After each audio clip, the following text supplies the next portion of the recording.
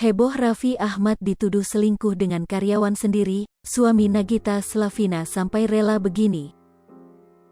Setelah Nita Gunawan, kini isu miring kembali menerpa presenter ternama Raffi Ahmad. Isu selingkuh dengan Nita Gunawan tak terbukti, kini publik dibuat heboh gara-gara tudingan Raffi Ahmad selingkuh dengan asisten keuangannya. Mimi Bayuh diketahui merupakan karyawan sekaligus asisten keuangan Raffi Ahmad. Rumor perselingkuhan antara Raffi Ahmad dan asistennya, Mimi Bayuh pertama kali tersebar setelah beredarnya video Raffi Ahmad yang pergi menggunakan pesawat jet. Pergi tanpa ditemani Nagita Slavina, banyak netizen yang kemudian curiga. Apalagi Raffi Ahmad seperti yang memfasilitasi helikopter tersebut. Hal itulah yang bikin netizen curiga. Tidak hanya itu saja, dalam akun gosip @danunyinyir9rebon999 juga mencuat sejumlah foto kebersamaan Raffi dan Mimi Bayuh.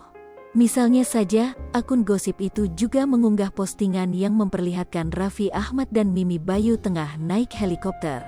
Dalam foto itu terlihat Raffi dan Mimi Bayuh menggunakan pakaian serba putih.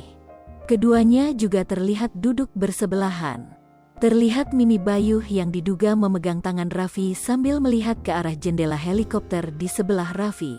Raffi Ahmad juga terlihat tertawa lebar sambil melihat ke arah Mimi Bayuh. Dikulik dari berbagai sumber, ternyata Mimi Bayuh sedang proses cerai dengan sang suami. Mimi Bayuh diketahui telah menikah dan punya anak. Dalam dokumen pengadilan, tertera nama Mimi dan eks-suami, M. Ghaffar Yahuza. Tampak pula salah satu saksi bernama Mufli tak lain dan tak bukan adalah pria yang juga bekerja pada Raffi Ahmad. Hingga berita ini diturunkan, belum ada klarifikasi dari Raffi Ahmad. Namun beberapa kali kesempatan memang Raffi Ahmad dekat dengan Mimi Bayuh, hal yang sama juga terlihat pada Nagita. Usut punya usut, Mimi Bayuh memang masih saudara alias keluarga Raffi Ahmad. Oleh sebab itu, dirinya juga akrab dengan semua anggota keluarga Raffi Ahmad.